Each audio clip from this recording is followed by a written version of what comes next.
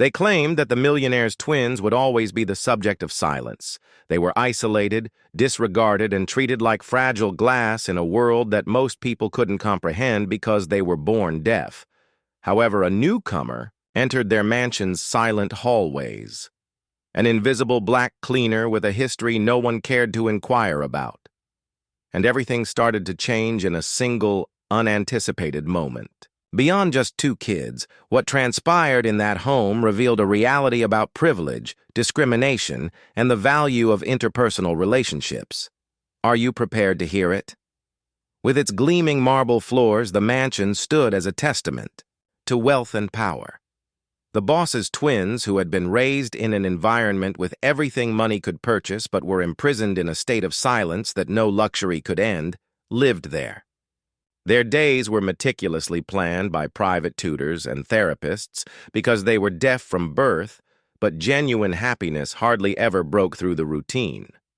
Someone nobody thought would matter, a new cleaner, entered this world. With a broom in hand and the simple uniform that made her nearly invisible, she arrived in silence. Her name was hardly spoken by those in the household who did notice her. She was just another employee to them. Another set of hands to keep the mansion clean. However, tension was already simmering beneath the surface. The boss, who believed that wealth alone could preserve his family's reputation, carried pride like armor. The employees were wise enough not to question him. What about the twins? They were observed but not really seen, living in the shadows of miscommunication. Nobody understood that this cleaner was carrying a powerful burden that went well beyond her job description, and before long her presence would test the prejudice of an entire household, as well as the silence of two children. At least on the surface, the days in the mansion went by in silence. Unnoticed, the cleaner swept the corridors and polished. The silver in its grand halls, where her presence was frequently disregarded or, worse, resented. Behind her back, whispers drifted. Some employees whispered that she didn't belong and that by hiring someone like her, the boss had lowered his standards. Others avoided contact, fearing that they would be perceived as empathetic. However, she saw things that others missed. The twins lived in a world of silence and were frequently hidden away in their playroom. They looked for connection but rarely found it, and their eyes conveyed both innocence and loneliness. Others viewed them as delicate decorations that needed to be controlled, but she saw something more. Two kids who yearned to be understood. She saw the twins observing her one evening while she was quietly cleaning the room. Curiosity, not suspicion. After pausing, she slowly raised her hands in the air to make basic shapes. It was crude but sincere sign language. Their eyes widened. Much to her surprise, they weren't merely staring at another servant for the first time. They were staring at a speaker who understood them. However, there was no kindness in the mansion. The boss's face hardened when he saw the twins signing with the cleaner. He brushed it off as a diversion and a waste of their time. He yelled, "They have specialists for that." But they never heard him. The idea of a cleaner instructing his kids was unthinkable to him. It would undermine his authority and pride. The tension in the air increased from that point on. Other employees muttered cautions. "Be careful. He dislikes you being close to the twins." However, eager to sign again, the kids started to chase her down and clap their hands to get her attention. Every moment they stole strengthened their relationship and raised the stakes. The more days that went by, the more the injustice weighed. She was instructed to know her place and maintain a safe distance, but how was she able to? She had opened the door to a connection that money could not purchase, and that the family had long craved but never fully comprehended. Shadows were still there. The boss looked on suspiciously, his pride fighting against what his eyes could see, his kids' eagerness to participate, their brighter smiles, and their laughter. Employees whispered about others who had been fired for much less serious reasons and about punishments. She felt as though she was walking a tightrope over fire with each step she took toward the twins. Then came the big family get-together day, a night to celebrate perfection. The mansion was crowded with wealthy guests, and the boss walked through the room with pride, as if they were a piece of furniture. The twins sat quietly with their heads down, but they looked for her, the one thing that gave them life, in the corner.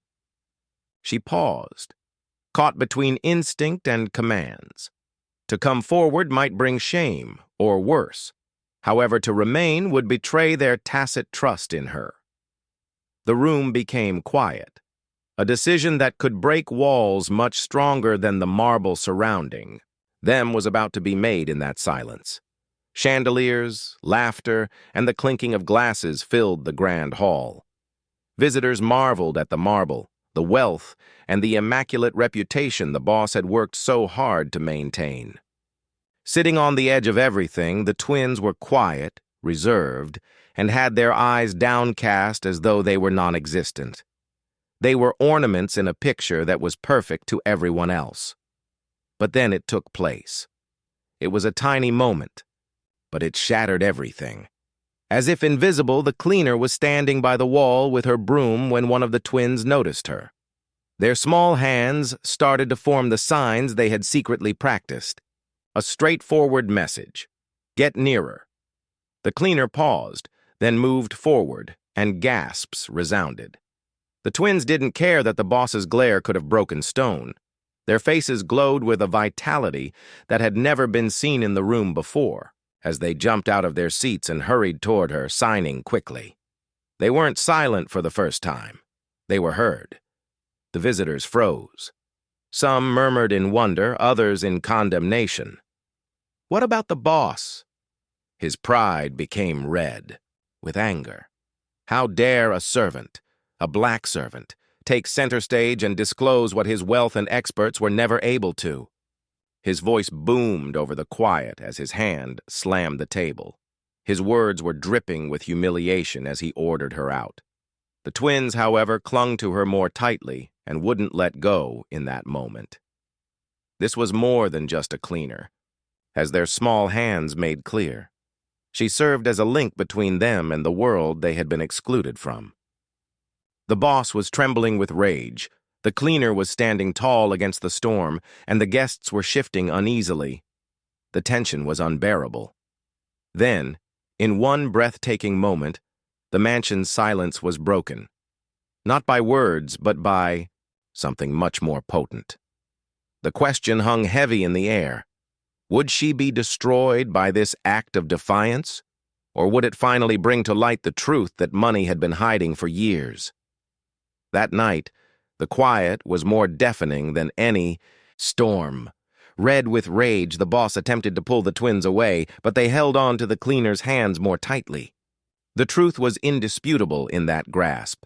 Love, understanding, and connection had blossomed where neither riches nor power had ever been able to. Soon after, the cleaner was fired and escorted like an intruder out of the mansion. However, the boss overlooked the fact that her influence could not be undone. The twins had experienced freedom, the ability to express themselves without embarrassment, to be seen, and to be understood. And that could not be locked away again by any amount of silence. Beyond the marble walls, word of the moment spread. Some murmured praise, some criticism. However, it served as a reminder to those who were actually present that people cannot be categorized based on their wealth, occupation, or skin color. It was evidence that kindness, which is all too frequently hidden behind bigotry, can still transform lives. There is more to this story than a boss, a mansion, or 2 kids. It concerns every instance in which someone is instructed to know their place. It concerns how easily a person's ability, compassion, and humanity are disregarded due to their skin tone. The question still stands. How many more lives and voices need to be silenced before we realize that respect for one another, not privilege, is what gives us dignity? I'll leave you with this. The cleaner left behind something invaluable, but she only left her dignity behind. We now have a choice: Do we ignore tales like these, or do we at last start paying attention?